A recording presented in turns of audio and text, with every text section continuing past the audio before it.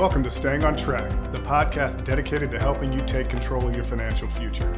Brought to you by Daymark Wealth Partners, we plan to guide you through the exciting world of money management, investments, and smart financial planning.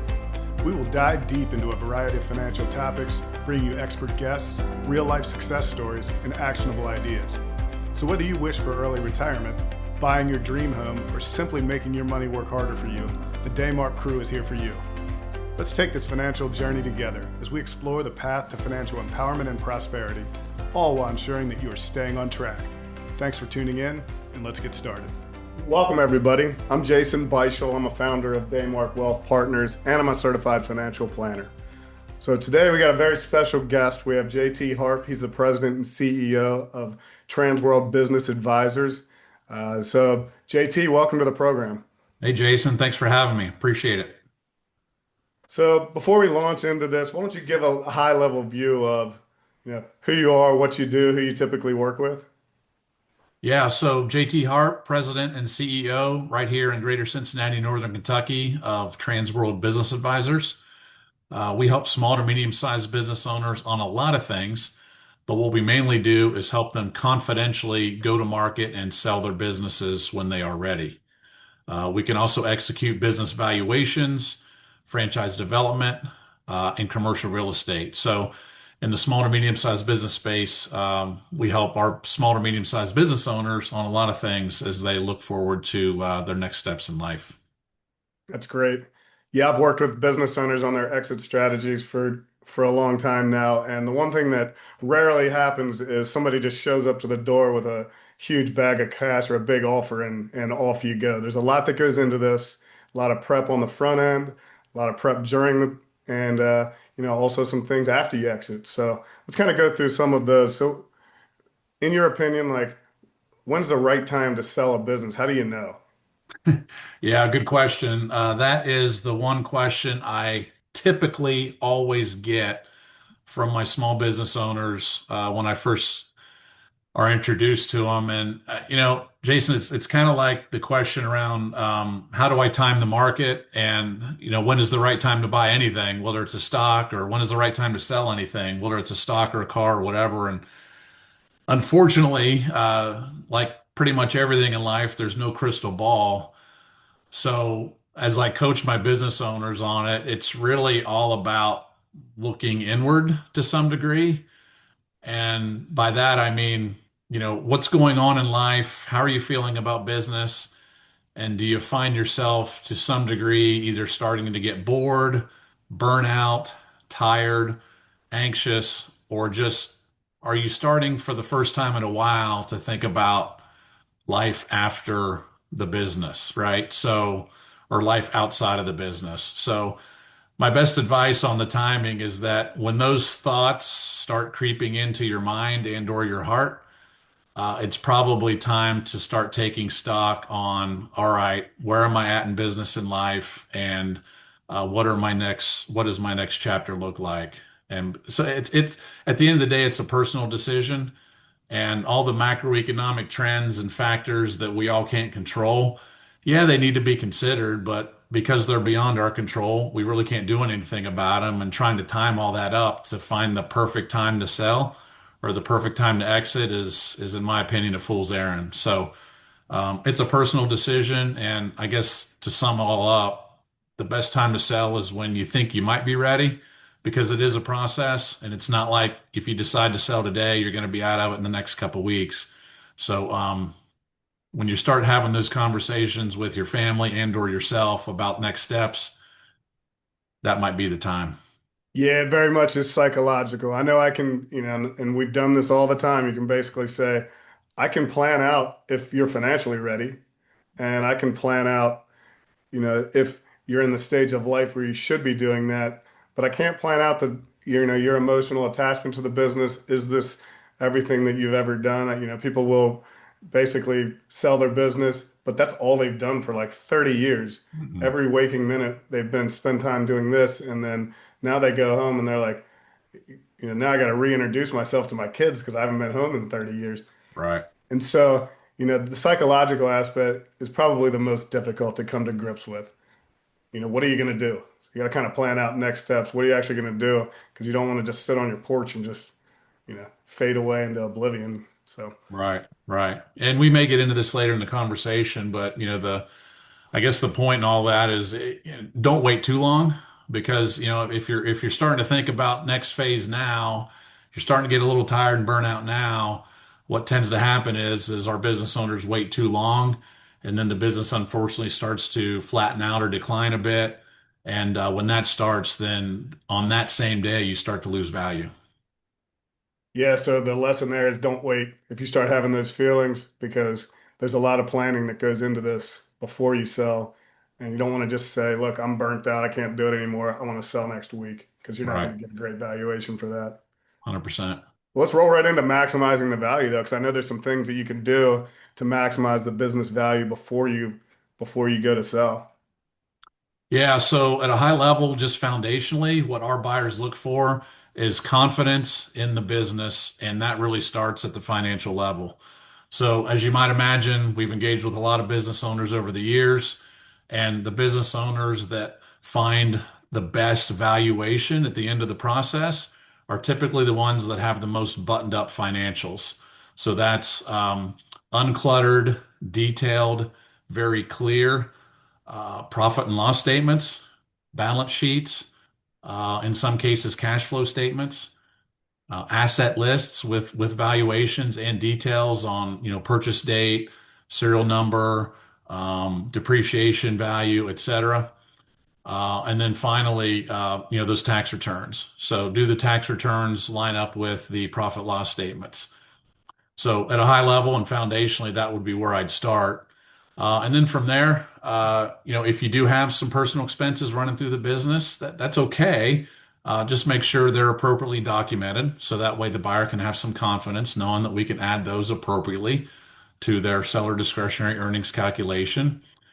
And then at a high level, as they think or as they contemplate the next handful of years, outside of the financial foundational elements we just discussed, they really need to do their best to try to separate themselves from the day-to-day operational aspects of the business because buyers typically, not always, but buyers typically like to invest in an opportunity where they are not in the daily grind of the 40, 50, 60 hour a week operational aspect of said business. So as you think over about the next 1 to 3 to 5 years, the more you can do to delegate and separate yourself from those day-to-day opportunities, the more value you'll command when we do go to market. Right. Clean up the books, get the kids off the payroll, all the things that people do. I mean, they're perfectly legal, but I mean, they're not always, but I know that the accounting gymnastics that go on in the business owners world when people own multiple businesses too, I know that you got to clean those up. You got to put yourself on the other side of the table, right? If I was coming to buy this business, what would I think? What would I do? Would I buy it as is, or would I rather look a different way? So I think putting yourself in the buyer's shoes and looking at it that way and saying, what would I be looking for if I was wanting to buy this business? Yeah. Yeah, it's no different than, really buying and selling anything. If you put a car on the market, you probably want to get it waxed up, have the interior cleaned up, polished up under the hood, just get it ready to present nicely. Same thing with your residential home. Same thing with your business, right? How a buyer perceives the operation, the foundational elements of the financials, and really everything you've put in place over the years will command value one way or the other. Now you're at the exit strategy, the exit planning. What kind of checklist would you put for like a smooth handover? Because I know you typically, and correct me if I'm wrong, but most of the business owners that I've seen don't typically sell and leave. They don't sell and leave the next day. There's a transition period. I've seen some businesses actually hold parties to like introduce the new owners, some sort of thing to make that, go smoother. What kind of things have you seen? Yeah, well, just as a heads up to all of our listeners out there, if you're a small business owner, from a timing standpoint, the average small to medium-sized business in the United States takes about 9 months to sell. Now, at our office here in Greater Cincinnati with Transworld, we're about 6 or 7 months, so we're typically a little less than that. But it is a process. So again, if you're thinking about selling, contact one of us sooner than later so we can get the process started. Along the journey of the deal flow process, yeah, continue to focus on growth. Continue to focus on operating the business like you have been for so many years, right? And then as you think about exiting, to your point, Jason, yeah, a lot of business owners do offer up a transitionary period. That's what buyers like. Yes, after the transaction, certainly day one, there's an onboarding period with the new employees, maybe the clients that are most important, maybe the supplier community. All of those onboarding and warm introduction type processes, buyers typically appreciate and value when we go to negotiate those types of things. So the business owner will want to get themselves organized and prepared for that process and that transitionary period. And then even beyond that, whether it's, 2 to 4 weeks of onboarding, a lot of buyers do retain the business owner as an employee or as an independent contractor to be sort of an advisor and a guide, if you will, for the next handful of months and maybe even up to the next couple of years. So as business owners think about exiting, as we opened up the call with, it can be very emotional. It's hard to picture yourself outside of the business. But just because you sell your business doesn't necessarily mean you're going to be out of it the next day. There's a lot of buyers that offer up a lot of value and actually encourage the business owners to stick around for a while. So I say all that to say that you can release yourself at times of the burden of business ownership while still staying involved for a given amount of time, assuming there's openness from the buyer to do so. So just some things to think about. Yeah, and I think from a financial perspective, I mean, with all of this, the first thing you should be doing, in my opinion, is assembling a quality team of professionals that have your best interests in mind. So having a quality person, that's a business advisor for buying and selling businesses, has a lot of experience, like JT does. Having a quality CPA, accounting professional, have a quality attorney that actually deals in business Mhm. sales and purchases, not just your local litigator. I mean, you want somebody that really focuses in that area, and then a financial planning, a CFP, a certified financial planning professional. I think having that group together, among others, is super important to making all of these things operate smooth. Don't you agree with that? Yeah, 100%. So as we talk to our business owners and we contemplate next steps, one of the first questions I typically ask is, do you have a team in place, right? Oh, Do you dude, have a yeah. good attorney, to your point, that does have experience in business transactions? Do you have a CPA? Do you have a bookkeeper? And so on and so forth. Do you have a financial advisor, right, that can advise on where you are now versus where you can be and should be post closing? All of those things are key factors to getting yourself not only personally and financially organized, but also psychologically organized as well to prepare for the journey here. I mean, that begs the question, besides just going at it alone, what are some common mistakes that people make that you've seen? Yeah, I think the biggest one, and to some degree, I do understand it because, this business is your baby. You've most likely invested blood, sweat, and tears in addition to money over the years to get that business to where it is. So there's perhaps no one that's going to think that business is quite as valuable as you do currently, right? But I always tell and caution my business owners, unfortunately, I don't get to decide what your business sells for, and neither do you. The market will dictate that. And so perhaps the most common mistake to your question is our business owners overvaluing their business, right? So at a high level, we do business valuations, as I mentioned at the beginning of our conversation. We could do that on a formal basis. We could do that on an informal basis, and just getting some alignment and some clarity around what your business is currently worth goes a long way. So that way, as you plan your future, whether that be the end of 2026 or the next 3 to 5 years from now, coupled with some really good conversations with your financial planner, you can understand exactly where you are versus perhaps where you want to be.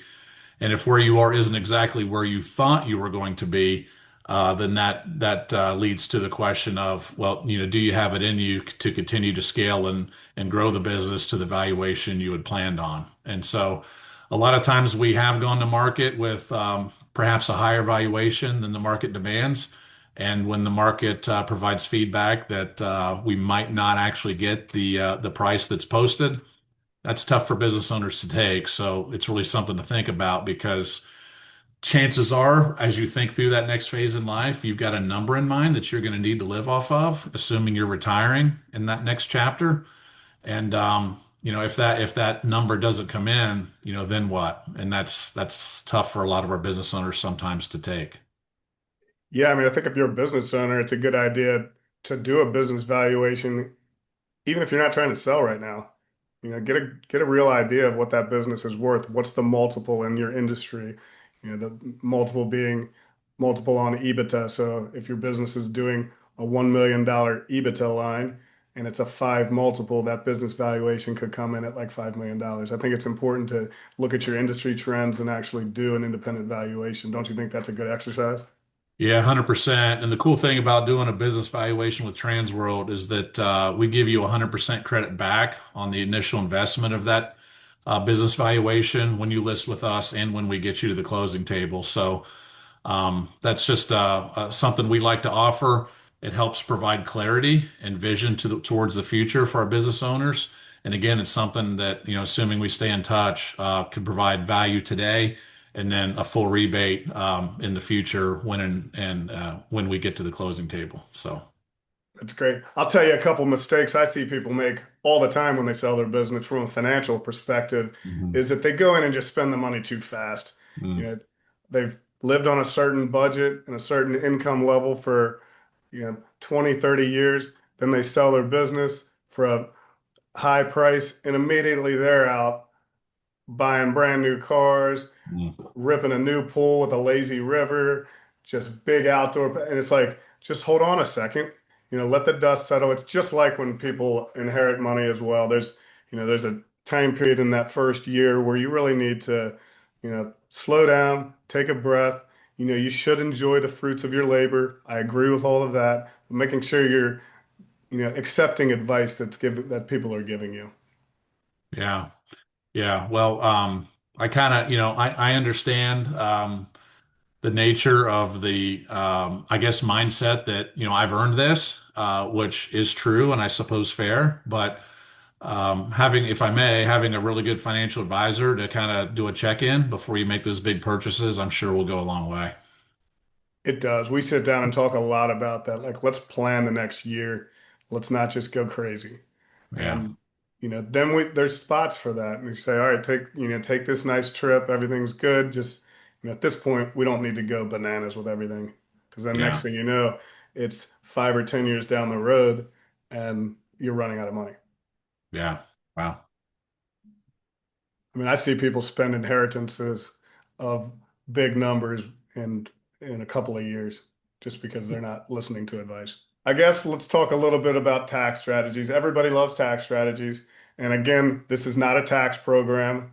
Definitely anything that we say, you need to advise, the advice of your certified accountant, not just this podcast. So I'm going to preface anything we say by saying that. Yeah, just a couple call outs. So, again, one of the major questions we get from our business owners is, well, what about taxes? I'm afraid about paying taxes. And yeah, it's a part of it, just like it's a part of every other aspect of our life, I suppose. A couple things to be aware of, though. It does happen, but it is rare when a business owner, when we get to the closing table, gets all of the proceeds in cash right at the closing table. There is this thing called seller financing, and about 80% of our deals include some element of seller financing, which can be advantageous for our sellers because that spreads that cash infusion towards the business sale over the next typically 3 to 5 years. So be aware of seller financing and how that can help you. And again, talk to us at Transworld if you want to learn more and understand more about that as we get into the deal flow process for sure. The other thing too is, depending on how the deal is structured, whether it's an asset sale or a stock sale, there can be some big benefits to the buyer and or the seller depending on that deal structure. So I don't know that we want to, drain all of that here today. And to your point, we're certainly not CPAs. However, business owners do need to go into the deal flow eyes wide open with these things because depending on how the deal's structured and depending on if there's seller financing included, there could be some real tax advantages to our business owners over the short to medium term, I'll say. So while you can't avoid tax altogether, certainly, there are some strategies you can put in place with the help of a solid CPA partner to help mitigate some of that burden, if you will. Yeah, you got to tip the waiter. You say, as I said, there's some things that I see. Number one would be make sure you understand the tax structure that you're being paid in. So is this going to be ordinary income to you, or is this going to be capital gains? I think that's one that people get lost on sometimes, and that can be a big number difference. Uh, then there's some things that people use out there that I've seen. Some of them are like direct indexing. There's the qualified small business exclusion. There's opportunity zones you can invest in. There's some charitable things that you can set up that can insulate some of that. So you're going to have to pay some taxes for the most part. Nobody avoids all the taxes. What I would say is avoid the things that sound too good to be true. Mm. And I see this from time to time where people are like, look, I met you know, this firm in Georgia. I've never actually met with them. I have had interactions on emails and they say they can shield 100% of my capital gains or something like that. I mean, the deals that are too good to be true are oftentimes fraudulent. So be very wary of all that. And again, follow the advice of your accountant, your CPA firm. That's what they're there for. Yeah, again, just have that team around you, and they'll pay for themselves and then some for sure. Heck yeah. Well, this is great. Just to kind of summarize, we talked a little bit about the right time to sell your business. A lot of that is psychological. We talked a lot about how to maximize the business valuation before you sell. Clean up your books, get your asset list in order, make sure everything is clean and looks like, a brand new car that you're trying to sell. Hmm. Assemble your team. That's your CPA, that's your financial planner, that's your business advisor. Get this group together, your lawyer, and make sure that they're on board with everything and working together. You don't have to communicate and be the middleman. Bring them all in the room together. And we talked a little about some common mistakes that people make, and then just touch briefly on some tax strategies. So, anything you want to add to this, JT? I don't know if I'd add anything, but just maybe to summarize a little bit. Please don't try to do this on your own. As a small business owner, like Jason is, like I am, we're busy enough. If you try to run your business and sell your business and keep it confidential and maximize your financial exit and find a buyer that's a great fit and apply appropriate tax strategies and get a financial plan together, it just doesn't work. You can't do it all on your own. We're here locally. I'd like to say we're the experts, and so please tap into us. We are here to help. Business ownership and certainly business exit is an extremely emotional event, and we take it very seriously. It's probably one of the largest transactions you'll ever be involved in. And so, yeah, we're here to help, and just let us know what you need because it's what we do. And you typically don't get a mulligan on these things, so you No, want to make sure you do it right. We're easy to find. Reach out to, jump on our website and reach out to one of our advisors. I think it's always important with these type of things is work with the people that actually work with these people. You know, and that's kind of our market is to be in that space. So we have experience in that spot. So I think that's important to, not just to go with somebody this is their first deal. that's right. Yeah, experience matters in these things, and we've closed about 50 transactions in the last handful of years. I know Jason and his team are, one of the fastest growing financial firms in the area. And so, yeah, please reach out. We are absolutely here to help. And I think it's cool that we're local. If you want to sit down and have a cup of coffee with us, we're happy to do that. Sure beats working with somebody on the other side of the country or the other side of the planet, that's for sure. Yep, that's right. All right, JT, thanks for coming on. Thank you, everybody, for listening, and stay well, everybody. Thank you. Thank you for listening. For more information, please visit our website at www.daymarkwealthpartners.com or reach out to one of our trusted advisors. This podcast is being provided for informational purposes only. The ideas and opinions expressed on this show by Daymark Wealth Partners and their guests do not constitute legal, tax, or investment advice or a recommendation of any particular security or strategy and do not represent the opinions of the underwriters of this program. Any information prepared from third-party sources are believed to be reliable, though its accuracy is not guaranteed. Opinions expressed in this commentary reflect subjective judgment of the speakers based on conditions at the time of the recording and are subject to change without notice. Listeners should seek the input of their own financial, tax, and legal professionals before acting on any information provided. Past performance is not indicative of future results.